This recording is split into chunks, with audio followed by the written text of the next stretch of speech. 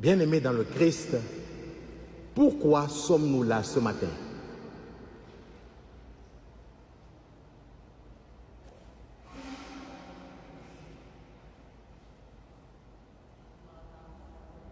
Pour entendre la parole de Dieu.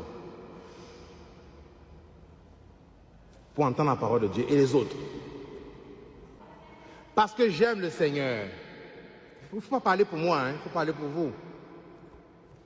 Pour entendre la parole de Dieu, parce qu'elle aime le Seigneur. Quoi d'autre?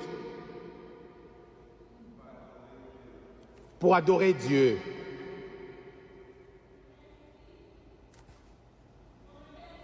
Pour l'Eucharistie.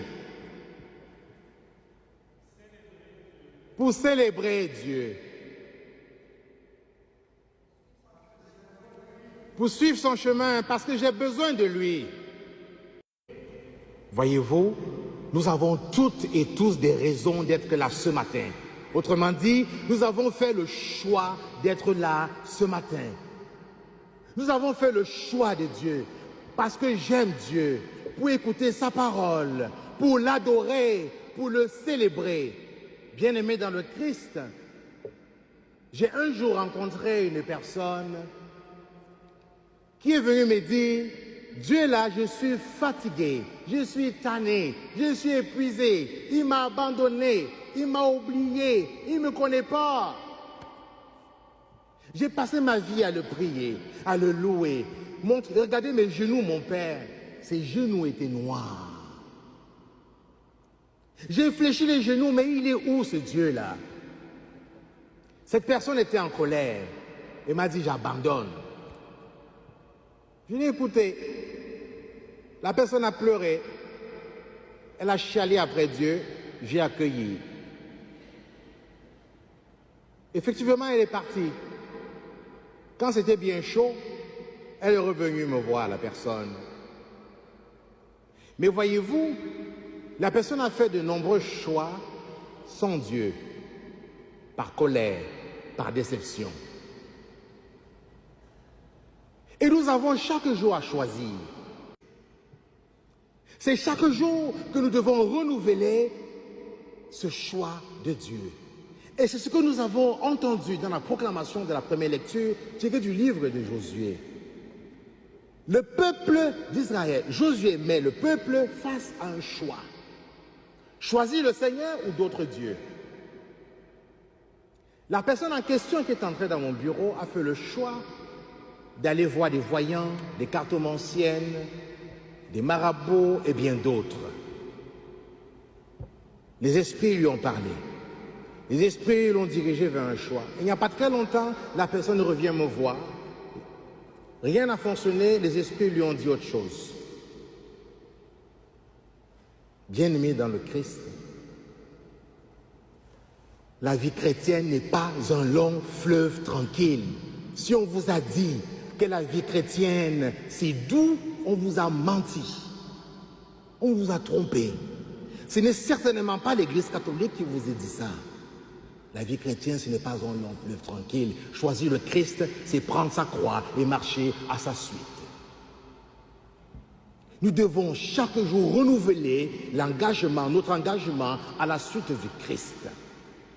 Surtout en ces temps où nous avons face à nous de nombreuses propositions très alléchantes, qui à première vue ont l'air faciles, ont l'air très intéressantes. Choisir le Seigneur n'est pas quelque chose de purement théorique. Ce n'est pas de la spéculation, c'est concret. Voilà pourquoi le psalmiste, dans le psaume 33, 34 de ce matin, le psalmiste nous dit: goûtez et voyez comme est bon le Seigneur. Deux verbes, goûter et voir. C'est une invitation à une expérimentation. Sortir de cette vision, de cette conception purement théorique de Dieu, de la vie chrétienne. C'est un appel à l'engagement, à goûter par des actions concrètes, en ouvrant sa parole. Goûter en allant à la rencontre des frères et des sœurs. C'est voir les bontés du Seigneur, autrement dit, choisir le Christ, marcher à la suite du Seigneur. C'est une expérience de bonheur et de joie. Cela suppose un engagement, quelque chose de concret, une action. On ne peut pas juste s'asseoir et prier tous les jours, Seigneur, tu es merveilleux, je te loue, je te bénis. Et puis quoi encore? Et puis quoi? Voilà pourquoi le Christ, dans l'évangile de Saint Jean de ce matin, nous invite au radicalisme de la vie chrétienne. Il faut être radical, pas dans le sens d'intégriste.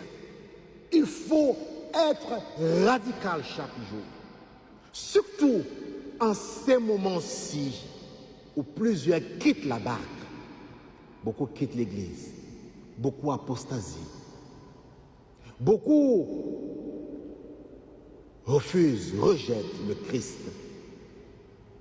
Quand on regarde tous les abus dont l'Église, ses membres sont accusés, autant les ministres ordonnés, autant les laïcs, les personnes engagées, ça scandalise. De nombreux scandales, de nombreuses déceptions, tout à fait légitimes.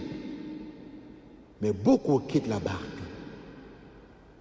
Beaucoup quittent également la barque à cause d'une vérité difficile à entendre, difficile à accepter.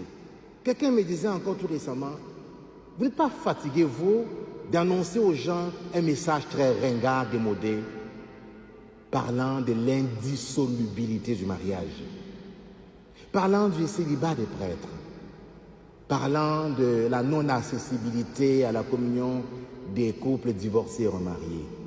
Voyez-vous, bien-aimés dans le Christ,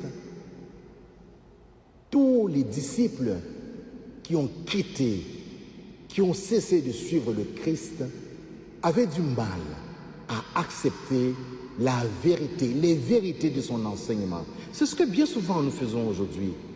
Quand nous crachons, nous rejetons la morale, l'éthique de l'Église. Parce que nous voulons nous conformer à la société. Nous voulons que l'Église s'ajuste, fonctionne comme la société. Voilà une vérité difficile à accepter. Quitterez-vous également la barque comme ses disciples? Pierre affirme avec les autres, avec les 11 autres, à qui irions-nous, Seigneur? Tu as les paroles de la vie éternelle. Bien-aimés dans le Christ, l'Église n'est pas là pour nous frotter dans le sens du poil. Elle n'est pas là pour nous dire ce qu'on veut entendre. Elle n'est pas là pour répondre à nos désirs personnels.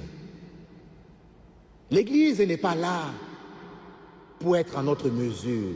Sortons de cette conception d'un Dieu que nous voulons faire à notre mesure. Ce n'est pas ça Dieu, ce n'est pas ça l'Église, ce n'est pas ça suivre le Christ. Allons-nous demeurer fidèles en ce Dieu? Choisir le Christ et demeurer fidèle au Seigneur, ça doit être concret. Ce n'est pas seulement dans ma prière personnelle ou dans la prière collective communautaire, mais cela se concrétise à travers les relations humaines. Voilà pourquoi Saint Paul, dans sa lettre aux Éphésiens, rappelle que nous nous devons mutuelle soumission par respect pour le Christ. Ce Christ qui est mort et ressuscité pour nous. Soumission. On n'aime pas ce mot soumission. Voyez-vous, les disciples qui ont poursuivi à la suite du Christ, qui n'ont pas quitté la barque, ont accepté de se soumettre à la vérité de son enseignement. L'Église, à travers le sacrement du mariage, nous donne un exemple concret, un modèle concret de l'amour de Dieu. Cet amour fidèle, un don total, un don sacrificiel. Ce n'est pas seulement pour les mariés, même pour les célibataires comme nous autres. C'est vrai dans toute notre vie chrétienne. Se soumettre à la volonté de Dieu. Se soumettre en ses enseignements. Amen. Amen.